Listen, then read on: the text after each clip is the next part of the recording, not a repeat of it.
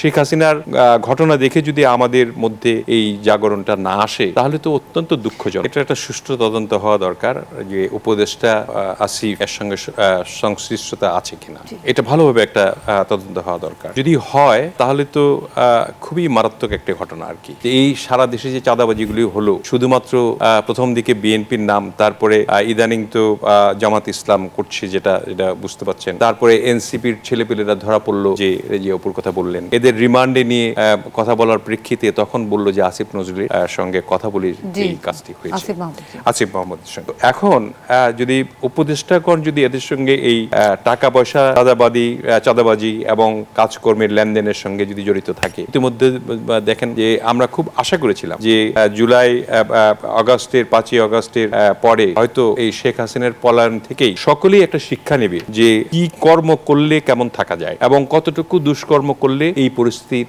উদ্ভাবন হয়। শেখ হাসিনার ঘটনা দেখে যদি আমাদের মধ্যে এই জাগরণটা না আসে তাহলে তো অত্যন্ত দুঃখজনক।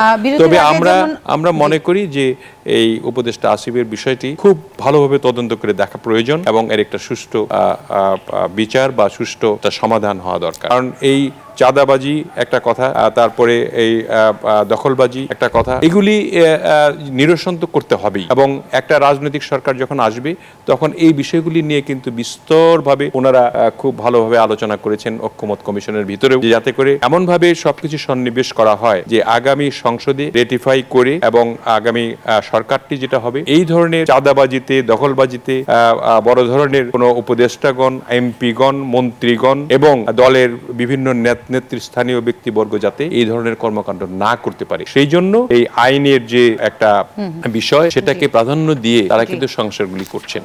কাজেই আমি মনে করি যে আগামী প্রথম বিষয়টি হলো যে খুব তাড়াতাড়ি নির্বাচন হওয়া দরকার। যদিও আমরা জানি যে ফেব্রুয়ারির মধ্যেই নির্বাচন হওয়ার জন্য একটা চিঠি ইতিমধ্যে ইসিতে দিয়েছে এবং ইসি হয়তো আগামীকাল একটা খসড়া রোড ম্যাপ ঘোষণা করবে, এটা জানিয়েছেন ইসি সচিব জানিয়েছেন। আগামী সপ্তাহে, আগামী কালকে মধ্যে জানানো, আগামী শুক্রবার, আগামী সপ্তাহে